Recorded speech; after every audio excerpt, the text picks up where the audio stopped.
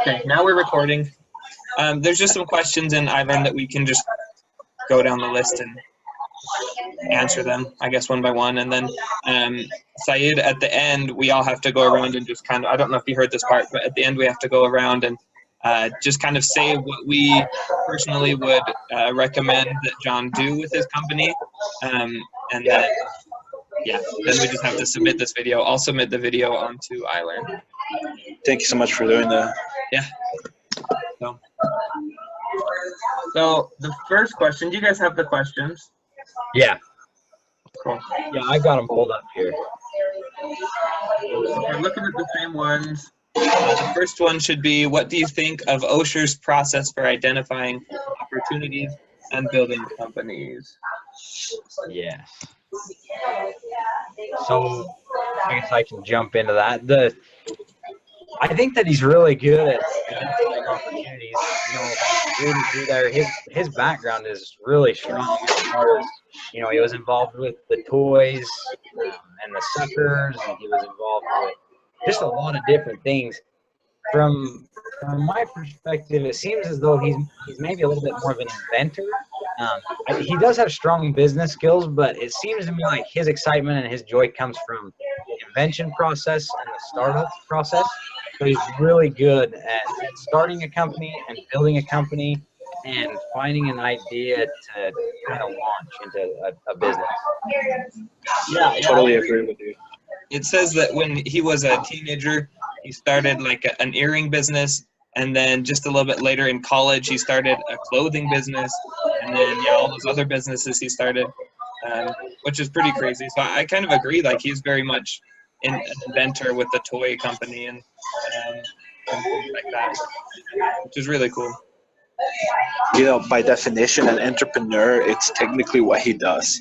As a person that's able to lift something from the ground up, what his flaw is to be able to call himself an entrepreneur is the fact that he never carries it. Usually entrepreneurs live off of what they make. He just, you know, jumps ship as soon as he makes profit, which that's what makes me agree with you guys. He's definitely an inventor. He's got the skill to target and like find what the next need is in the community.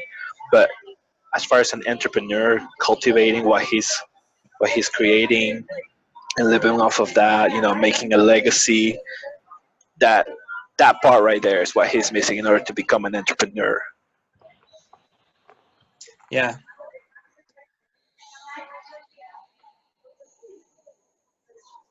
I thought I was really, I guess, impressed with, I mean, most people, you know, you watch and they come up with like one really good idea and they carry them on throughout their whole life. But he comes up with idea after idea after idea.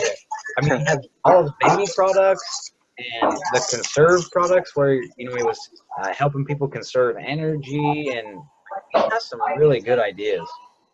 Yeah, and it looks like, because a lot of people have a passion in one thing, and then they'll stick to their industry and try to invent or, you know, innovate in their industry.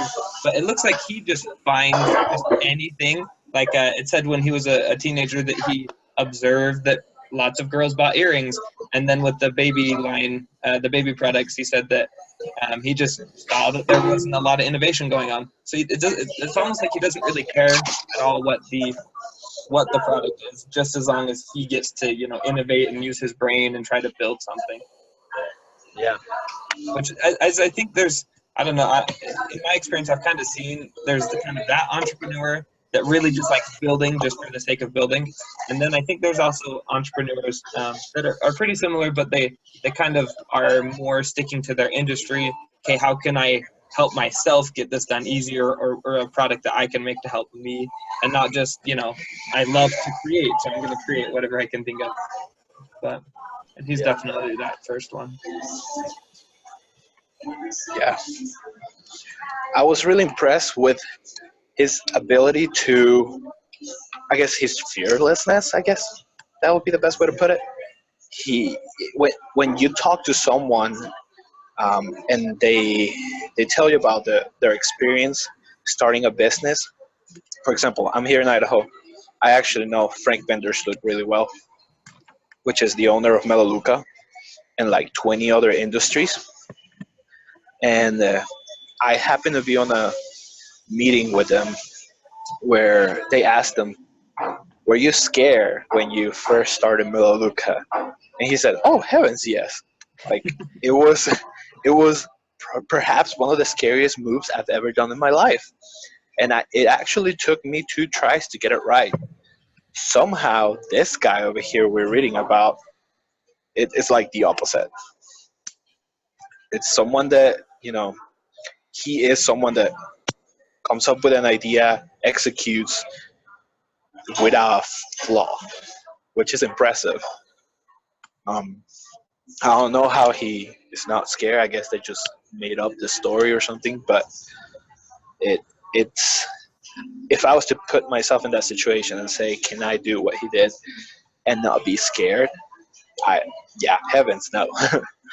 I, it's impressive. I don't think there's many entrepreneurs per se that could do that. Yeah, it's true. And it says like after each one of these companies, he built it up and then he sold it and he started over. Which I feel like once you get a good company going, like once you finally get over your fears and get a good company going, I feel like I would try to stick with it because I know it works. Yeah. But he's just like, okay, next. Like he kind of looks for that thrill, that fear, maybe he likes that feeling. Yeah. Yeah, I agree. Well, we're pretty good on that question. We can move on if we want. The next one's pretty similar. Says, who is John and how does he come up with his ideas? So yeah, how do we think that he has all these great ideas? How do we think that he comes up with these ideas, and how maybe can we learn from him to come up with ideas as well? Can I go first? Yeah.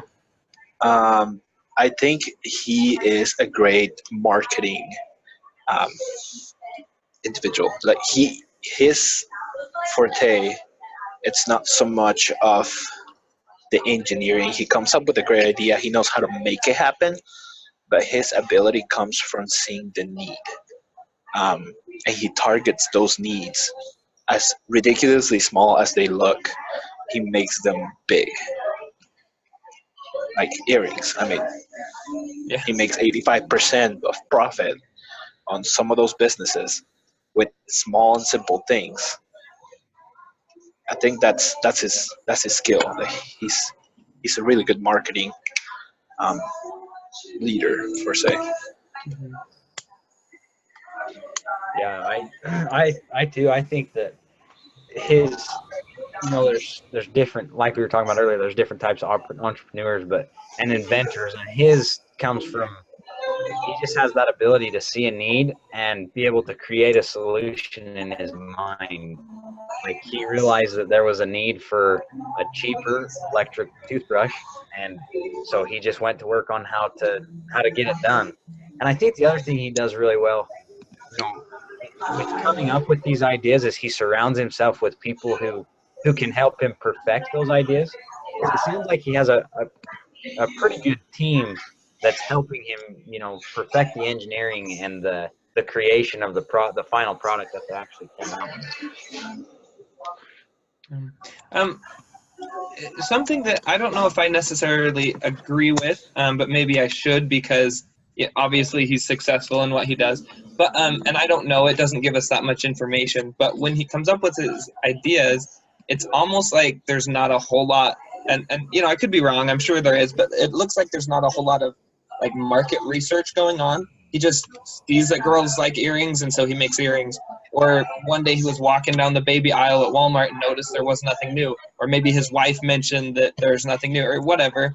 But maybe he did more, but it just seems like he kind of jumps into that, and it works well for him. So maybe his forte isn't market research, but maybe his forte is actually making something that consumers really need, and he has a knack for that. But as well with that, answering like how he comes up with his ideas, it mentions in there that he was like a plumber and like did just a bunch of different like really unrelated things in his work experience, which I think really helps, just kind of having this very wide and not just like very business oriented, but very kind of wide understanding of different aspects of life. I think maybe helped him and helps his mind connect different things in a way that somebody else that only studies a singular thing maybe wouldn't notice. That's usually what most of, I guess, entrepreneurs have in common, that they have more than one um, thing in their pocket. Steve Jobs did several things that had nothing to do with technology prior of him coming up with Apple. Um, and so did Bill Gates. I mean, it's a common trait, and they manage a way to show that, and somehow, I guess, like an opportunist, just exploit that need.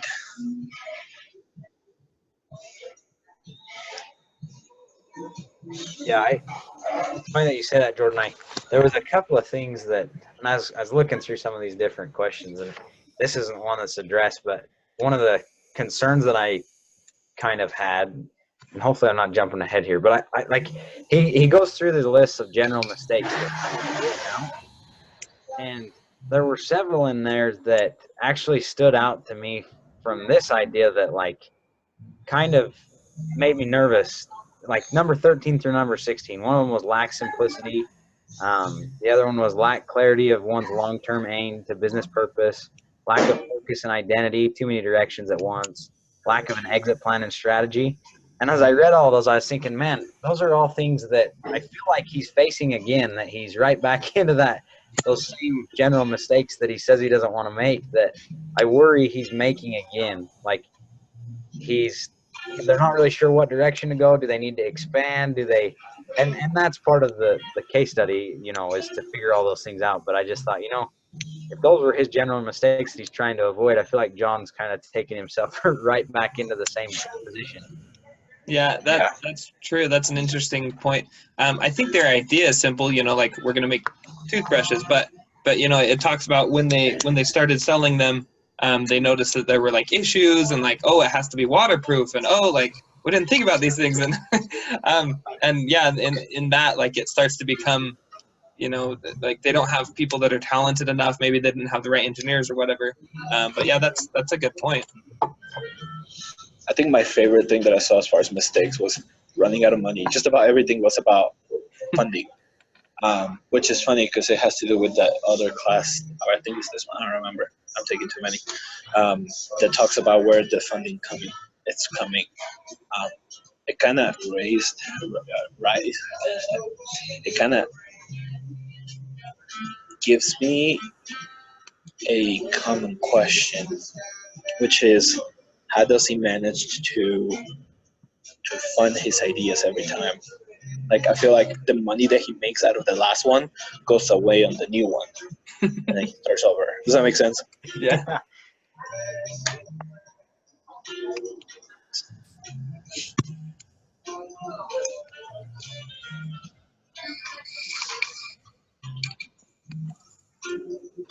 Yeah, and with that, Braxton, you had also read the one that talks about a lack of an exit plan and a strategy. They're kind of at this point right now, and he's like, I have no idea what we're doing with this. Like, and that's our job to decide, and advise him or whatever at the end to come up with that decision.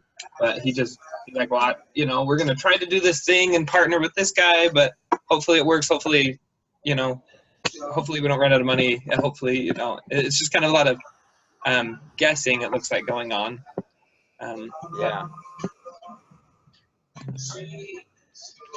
Well, to like this next question, is Spinbrush a good idea? I actually think that it was a really good idea, that he had a smart, I don't like to spend $50 on a toothbrush, and Nope. I don't really know anybody that wants to spend $50 on a toothbrush, but his idea to try and cut the cost down, and I really think that Spinbrush was brilliant on his part. Just how he came up with the idea, the fact that they were able to make it work, and make it a product that sells. I think he, as far as his invention of spin brush, I think he did awesome. I agree, and I think that I actually, for myself, thinking about it, like if I went to the grocery store and I wanted to buy a toothbrush, what would I buy? We just went the other day and I bought the 50-cent toothbrushes. So like I feel like personally, I'm going to do that until I die. I'm just going to go for the super cheap toothbrush. Except it. I think that if I were to do anything other than the cheapest toothbrush, I would honestly go big. Like there's this new toothbrush that's like a whole mouth guard and it like brushes all your teeth at once. Like I would buy that for $100 before I would buy a $6 toothbrush, which is weird. And so as I was thinking about that, I wondered like, do other people think like I do? Obviously you don't, but and it said on there that they started selling like 6,000 of these or whatever. I don't remember what the numbers were, but they were selling quite a few of these at the beginning, which is, I think, the best and pretty much the only way to really know if your product is any good is to go out and sell it and see if it sells. Like, see if people will pre-order it or whatever. And it looks like that was happening. So I feel like his idea was good and it was validated. That's funny that you say that, because so I've had a nicer toothbrush before. In fact, I think my parents bought me one before my mission, and I think it was like 60 or 70 bucks or whatever it was. But I had it and I used it for about a month, and I ended up not liking it. And I've gone back now to mine's not an electric toothbrush, and I don't. I say it was a good idea, but I guess I don't live it either, because I'm the same way you are. I buy the cheap one because I think it was a good idea, but then when you say that and I think about myself, would I buy it? The truth is no, I probably wouldn't. I think that's the reason why the bigger industries didn't jump on that idea, because they all realize, yeah, I can put the time and money into creating this cool thing that can make all of this for you, and you'll be cleaner. But let's face reality. Us, human nature, natural men, whatever you want to call it, we're lazy. So they lean on that to create a product that does things for you, but you realize how much effort it takes to use such products. So you're like, I'll just go for the easy, cheap one that, 2-3 brush on one side, 2-3 brush on the other, call it good. I'll go to the dentist and they'll finish the cleaning for me. Like, that's why people stopped buying that product, because it became one of those things of, I'm going to get this need covered. Otherwise, why spend $100? Why spend $60? Yeah, and it makes me wonder why he did so well at the beginning. It says that in the early 2000s, the company was selling almost 6,000 a day, which is crazy. And I wonder if that's just because they did awesome with their packaging and people could see that the little motor was turning, and maybe this is one of the earlier electric toothbrushes that was down at the eye level of the kids, and they thought it was really cool that their toothbrush moved, and maybe it was just all these early adopters, and maybe in the future it would slow down, but I don't know. But yeah, it makes me wonder how we're all pretty in agreement that this isn't a great idea, but why it did so well at the beginning. I don't know. It's similar to a lot of other ideas. Think of Snuggies. Think of all those infomercial crap things that you end up buying because, oh, look, it's got a mermaid tail. Like, it's the same principle. I remember in one of my marketing classes, that's what they taught us. The principle is you will always end up doing what you don't want to because of how it looks. And unfortunately, I guess for the consumer, and fortunately for the seller, that's how things roll down. That's why, it was the nice shiny thing. Admittedly, the people that lean towards that, the people that fall in that category, follow. And they got themselves a toothbrush just the same way the people got themselves a Snuggie. It was the hype of the moment.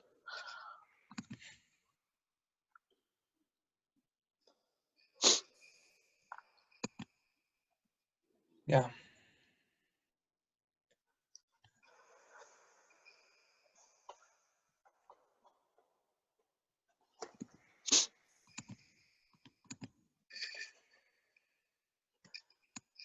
So I think that leads us into, and we kind of talked about it a little bit, I guess our next question was, why haven't other larger companies already done this? And I think we already talked about that, unless somebody has some additional thoughts on that. Oh, I think we got that one covered. I think we're good there. Well, I wonder, it did mention that, that the other companies had $50 options. Some of them are doing more expensive electric brushes. But, like Apple, they haven't made a touchscreen computer yet, and I wonder why. But, the moment they do, I don't need an iPad. So, so it kind of hurts themselves. So I don't know if it was just them trying to say, well, this is supposed to be a premium product. We're going to keep it at a premium as long as we can. Before we have to sell it cheaper to get people to buy it. I don't know. I don't know. Have either of you guys ever have you guys taken B211 where you do cap sim? Yep. So Hate it. Yeah. Well, one thing that I noticed, I guess the group noticed from that class was, like, we tried to focus on, we ended up making like 3 products. So you had your super high level, your high end product, your low end product, and then we tried to do like a middle range product. And it ended up turning out that our high range product made us good money and the low range product made us good money, and our mid range was just kind of mediocre. And I wonder if that has, that same concept had anything to do with why they didn't go into it. Just because where they were like, you know what, we have our really low range toothbrushes that are $1 or whatever, that are super cheap, and we're going to hit those customers. And then for people that really want an electric toothbrush, they're going to pay the good money to get it. So why would we put all this money into research and development to develop another $6 toothbrush when, our product or our margins are really not going to be that much better? Our margins are best if we just keep it the way it is. Yeah, now that you talk about that class, I do remember that the professor said, you'll never get what you want.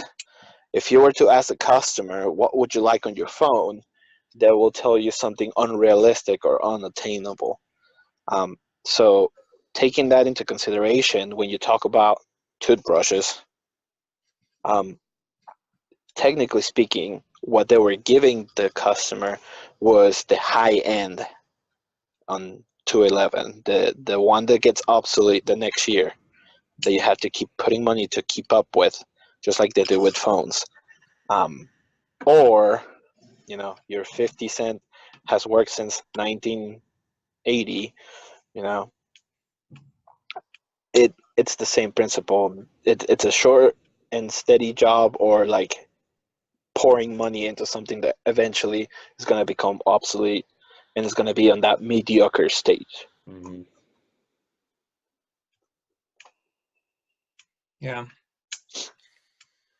Yeah, it's true, because it doesn't seem like John, like in looking at his businesses, it doesn't seem like he likes to stay with the business. He likes to grow it and sell it. And I don't know if he wants to stay as an electric toothbrush and keep up with that kind of mid-range, he's going to have to keep dumping R&D into it. He's going to have to research that and keep inventing and adding on to this toothbrush, which I don't think is something that he wants to do. It doesn't seem like that's kind of him, and it might be, maybe he's into that, but it just doesn't seem like that's his track record with his other companies. Yeah. Yeah, I give him a good 2 to 3 years before he quits. Yeah. Yeah.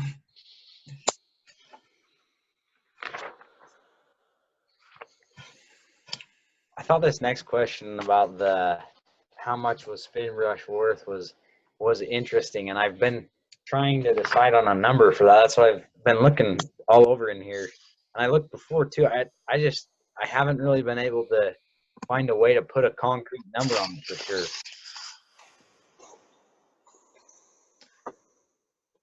I was looking at the spreadsheet that you're given from the Oral-B and all of that stuff, and it's not a favorable number, because if I was to put it according to, putting in a ratio of how much it's worth and how much you can get and kind of like the profit from it, you're looking at about 14 to 50, and that it's so vague that immediately you will just jump back to the 50-cent toothbrush.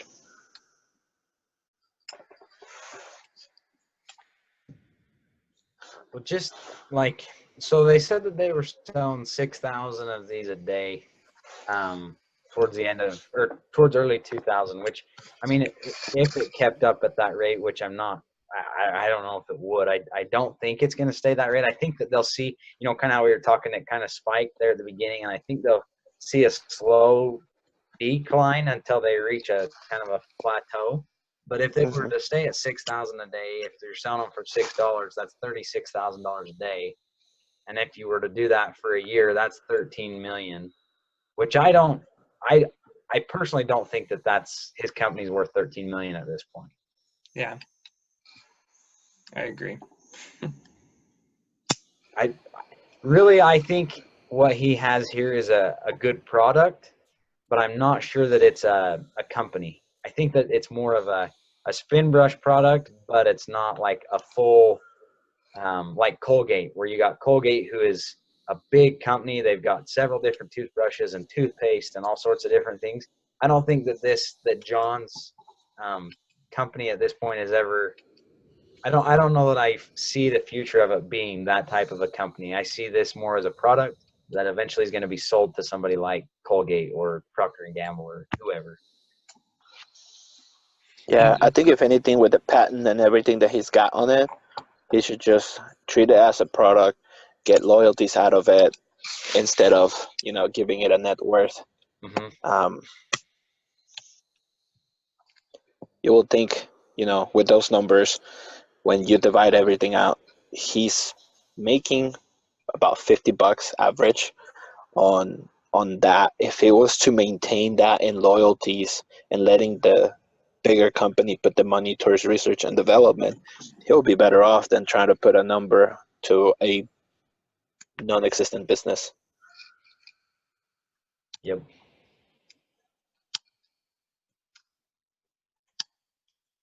Yeah, I agree, especially with his like he has patents even on his packaging.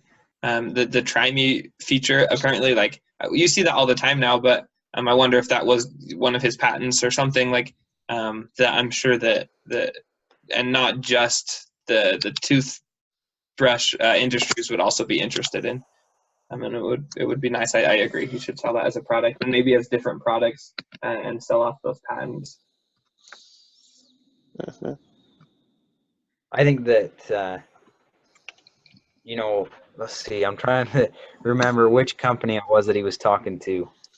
For what? So he was talking about licensing with Procter & Gamble. Yeah. Oh.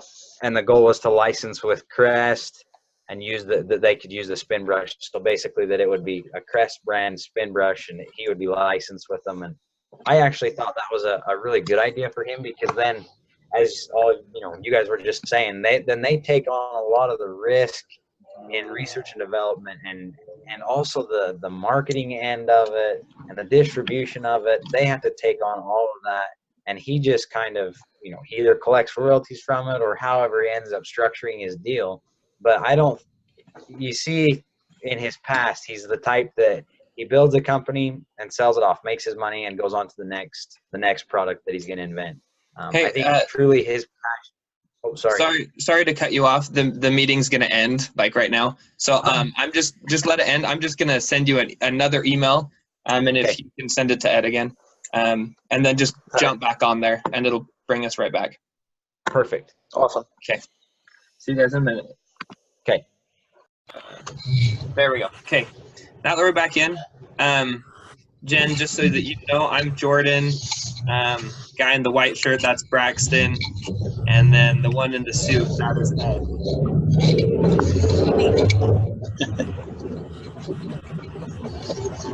Hey guys, I got kicked out of Starbucks, so I'm on my phone.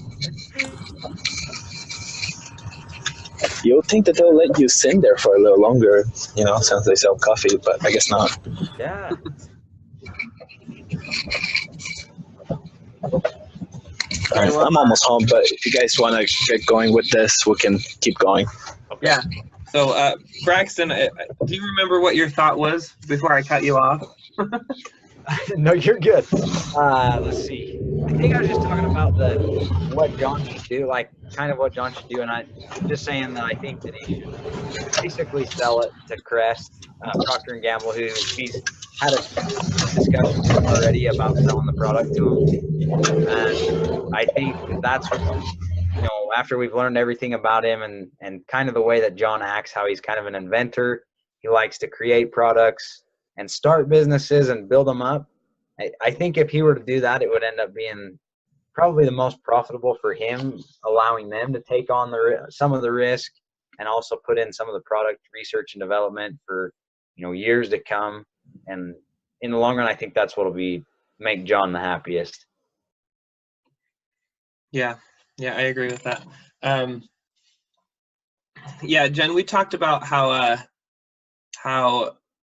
John's we kind of came to the consensus, and you can tell us what you think, that his idea started out really well, but we're worried about the his long-term goals with this very mid-range toothbrush. How it's not, it's not a premium toothbrush, but it's also not the really cheap ones that we can just buy at Walmart. And so we're worried that about the long term and what he can do. Something else that was brought up that I thought was interesting was that he really, maybe he doesn't have a great business idea, and this is something Braxton said, but he has a great product, and then maybe he could sell that product to a good business, like Crest or Colgate, someone that actually has a line of products that he could build off of, that they could build off of with his product. But that's kind of where we're at. Okay. I completely agree with that, and that was kind of my thoughts when I was reading the case. It's apparent from his history that he definitely is an inventor and not so much business side of it, knowing what he's doing as far as the business plan and what takes place after the initial release of the product into the market, and where the market is where it is right now. And it says it was at historically high levels. It would be a good idea for him to go ahead and sell it for a profit and then go on to something else that would make him happy. Yeah, because it does seem like it, just the idea of making something makes him happy. So Yeah. even if it was a very profitable thing, I don't know if he would want to stick with it that long, looking at his track record. Yeah.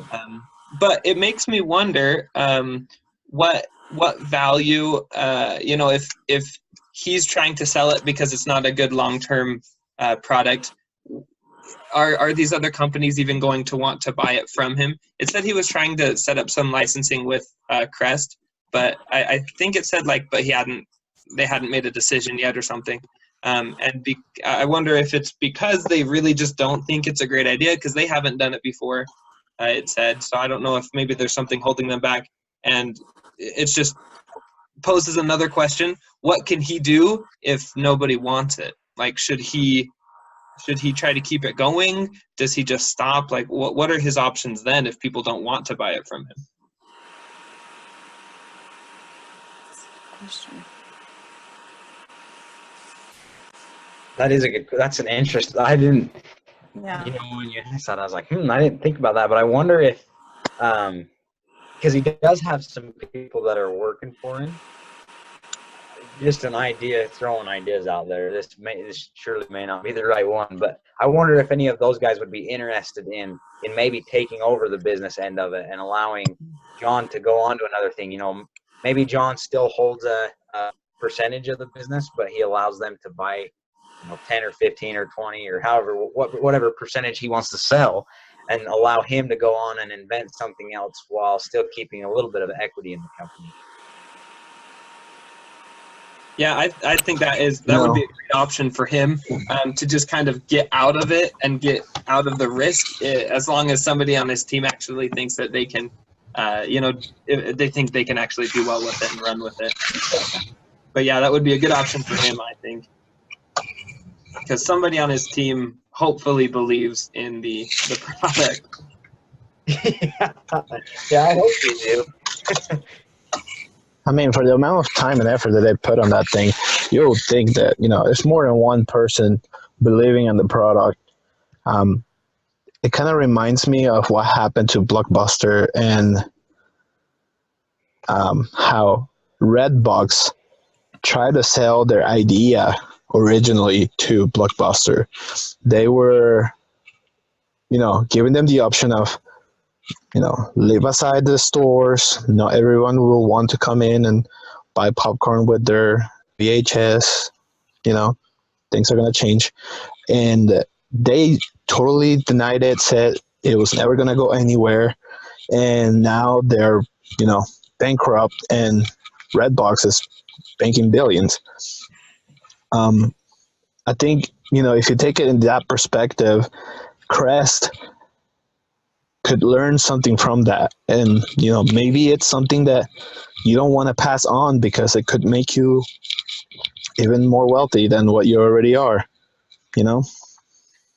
Yeah, and that's a good point. And maybe if nobody wants to buy their company, another option is maybe look at their product and say, well, maybe this product isn't very sustainable, but in what ways can we tweak it, and keep continuing to change it? Like, what would be profitable? There's probably something in the toothbrush industry that hasn't been invented yet, that they could do. I don't know if that's something that would interest them as a team, but it is another option for them. Yeah, to just kind of keep innovating with that. One thing I just thought of is, we see some of the financials here at the back about how large Procter and Gamble really is, and Crest. I mean, they are making a ton of money, and I wonder if it would almost be worth their time to, if John gives them the option to buy the company, to just buy the company, almost as like an insurance against something of what Ed's saying, because if they buy this product and it goes big, then great, they make tons of money.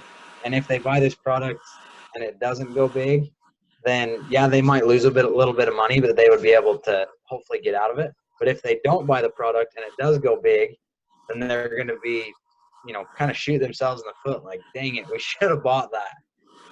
Where they've got the opportunity to do it now, I'd almost wonder if they would want to buy it just for cover their bases, I guess. Yeah, maybe just so that the other company couldn't have it. Right. Yeah. Kind of eliminate some competition, because if they get the patents on it, then they're in pretty good shape.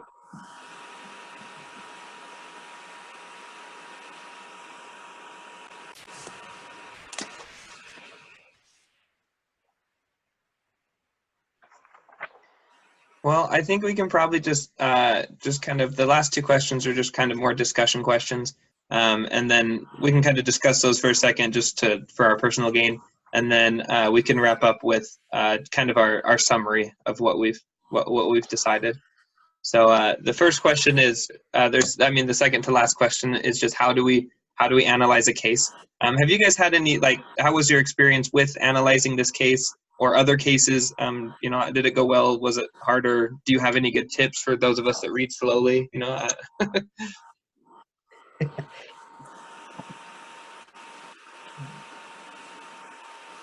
I found so there was I can't think of the name of it. He had an outline for us. Here we go. The case analysis study guide. I found that really helpful for me. I've never used that. I've read a lot of case studies over the past several semesters, but I've never used a format like this. I usually just read it straight through and try and come up with the best analysis I can. But this really helped me a lot to read the start, read the end, and then go back and try and answer the questions for it. It helped me a lot. It was kind of time consuming because I'm not the fastest reader and I have a hard time staying focused on it, but I feel like I got more out of this case doing it that way. Yeah, I found that after I read the first and the last one, and then it says stop and think, like, what's going on, what would you do, just with the limited knowledge of just the intro and the conclusion. And with that, when I went back and read the whole thing, it was it was really like, well, the intro and the conclusion had all the info, and the rest was just like background fluff that, you know, mattered, but really didn't have a lot to do with this specific case. And so it was cool to just be able to see it all really quickly and then think, okay, what would I do? What do I need to know now to actually be able to make a decision, and then to go back and read and be actually looking for those things. You know, does he actually create value, or are the other companies actually looking to buy, and things like that, and I'm able to make a decision like that. So I did like it too, because I hadn't seen this outline before either.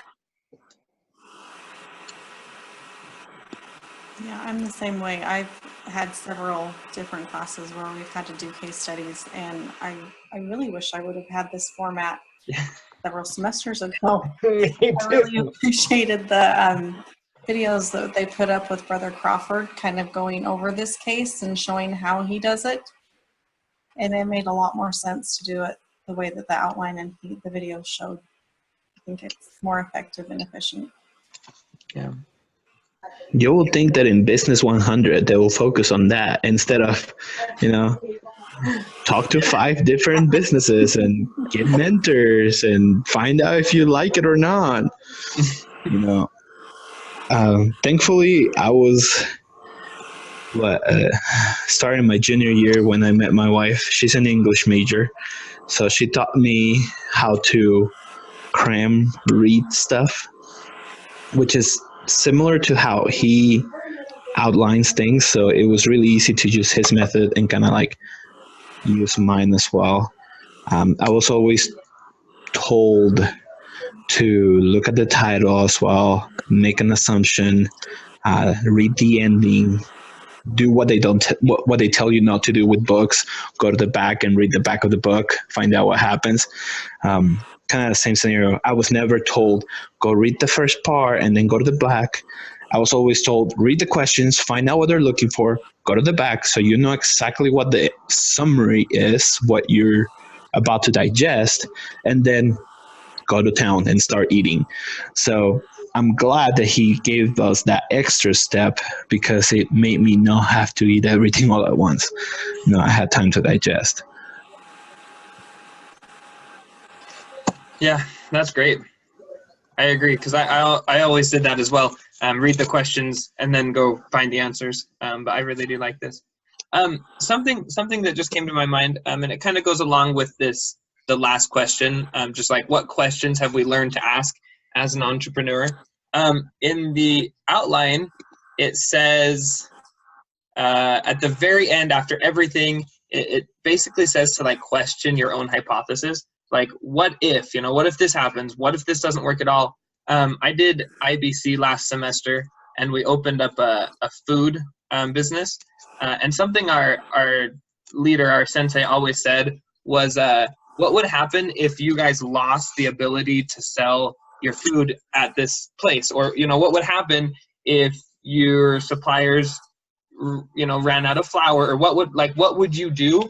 And it was cool to think about those things. And even though we never lost our space that we were making food in, it made us think about all these other ways. You know, maybe we could start a catering service, or maybe, you know, all these different things. And then even though we still had our original idea and we still kept with it, we were able to branch out and do these other things that we hadn't really thought of because we didn't need to. But the moment we start thinking, you know, well, what if we need to? What if, you know, if somebody comes up and says, oh, look, I already have this patent for this toothbrush, you can't make it, you know, what are we going to do then? And just thinking about those, and it opens up a new opportunity to maybe do something that you hadn't thought about before because you were so set on this toothbrush idea. But just kind of questioning everything. I like that. I think one of the questions that I learned to ask, you know, through this case and others is trying to make sure that you have a good plan in mind. And I know that a lot of the things that we're learning too is that when you take a business plan to the customer, it usually always fails anyways. So I know that having a plan in place always isn't going to work out perfectly. Just like you're saying, Jordan, you know, sometimes you go in and it doesn't work, or things happen and you lose this space or whatever. But I think also trying to get as good of a plan as you can. And if this fails, then what are you going to do? Just like you were saying, I think that a lot of times we can get the cart before the horse. Like, I don't want to say that John did this, but in some senses, I feel like he may have.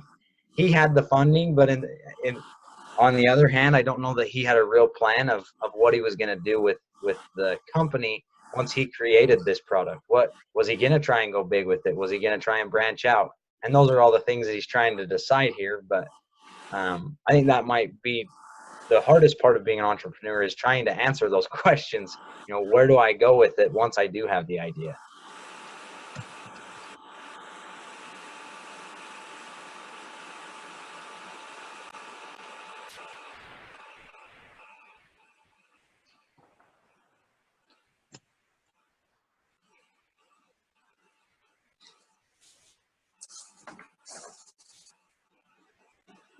Well, great. Do you guys think we're ready to get on to our end summary? Just kind of summarize things and call it good? Yes. Sounds good to me. Okay.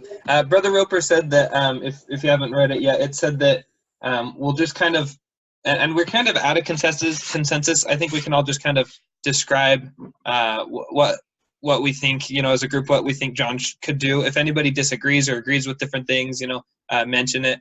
And then I will post this video, and then I'm supposed to tell him where in the video this part starts, because this is kind of what he cares about. This is the summary of everything that we have talked about. So. Okay. So our options basically were, I think, does he stay independent? Does he partner? Or does he sell? So what was our kind of final consensus on that? So I think from everything that I've gathered, as we've all talked, is that he should sell. If he has a buyer, I think that he should sell, because John, you know, in his background, from everything that we've learned about who John is, what he likes to do, he's an inventor. He likes to make new products, build the company up, and then seems like get out of the way and hand the company off to someone else, which I think he's done a really good job so far. He's got his product. He's started off. They have sales. They have money coming in.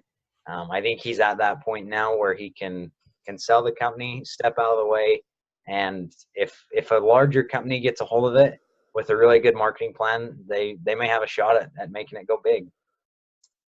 Yeah, I think that's right. And we also talked about, if one company won't accept to buy it, hopefully they will. But if somebody doesn't accept to partner or buy it, that maybe he could go to the other companies and say, hey, you're either missing this opportunity and somebody else is going to get it, or you could take this opportunity from them even though you don't want it. At least it's not going to hurt you, and you won't regret not taking it. And for these companies that were so huge, maybe John might actually sell his company or his product. Maybe it won't be too much of a dip into their profits because of how small he still is, and how really kind of insecure the future of his company is. They might be able to get a pretty good price out of it. So.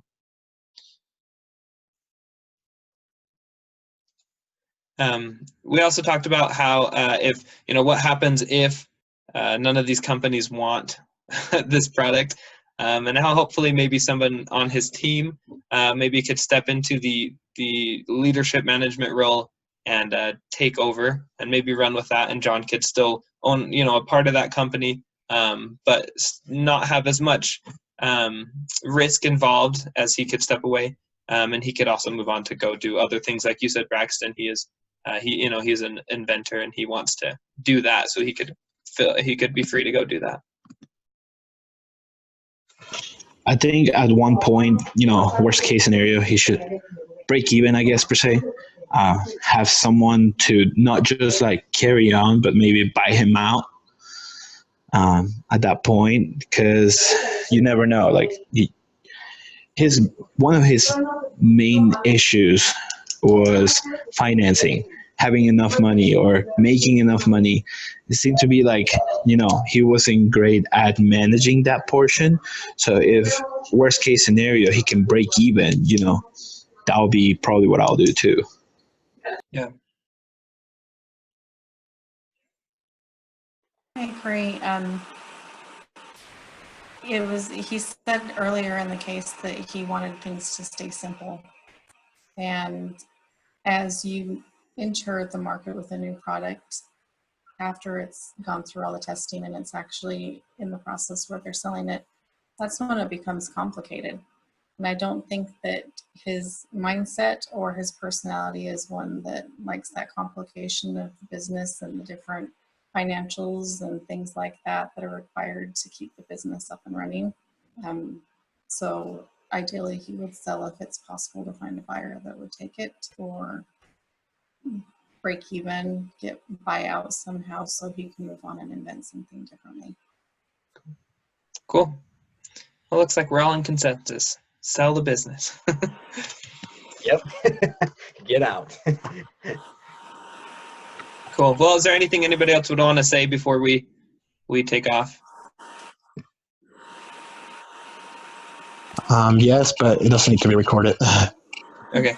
You want me to stop the recording? Yeah.